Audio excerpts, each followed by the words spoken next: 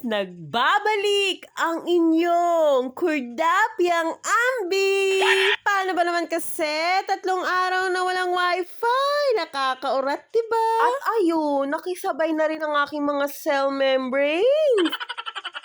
At dahil may target nga akong lilinisin dito sa aming bahay, ito na nga, iko-content ko na nga mga kakordaps with ASMR pa to ha. Sige lang.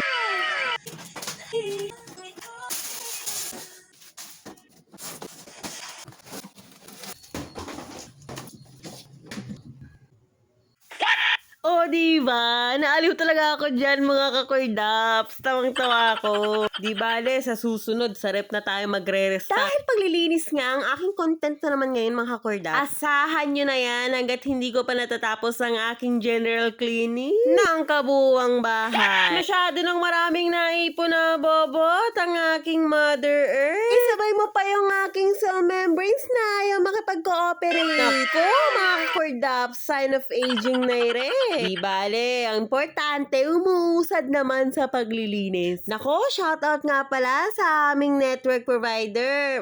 Alam mo na, awit sa'yo.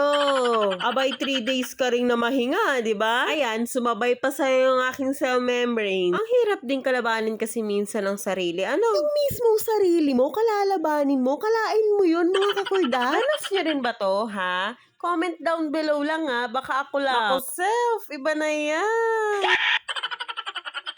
Kaya tamang disinfect na lang, punas-punas, then bawas ng mga sapatos. Then finally, ito na nga at matatapos na ako, fast forward ko na. Tadaan! Oh, diba? Kahit paano, talagang umaliwalas ng bongga. Ang sakit pa naman sa mata ng mga anik-anik niya sa ilalim ng hagdan. Ako, hindi makausad ang aking cell membranes dyan. Kaya naman dahil ko pa ang nabunutan ng tinik. Dahil kahit papaano ay umaliwalas talaga siya sa aking paningin. Oh, diba? Mga kakordaps, pwede na.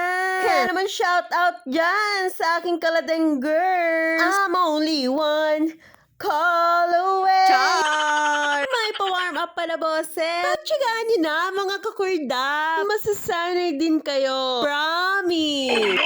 Basta ito na yung final look. Thank you for watching, guys. Just keep in touch, mga kakordaps. Bye!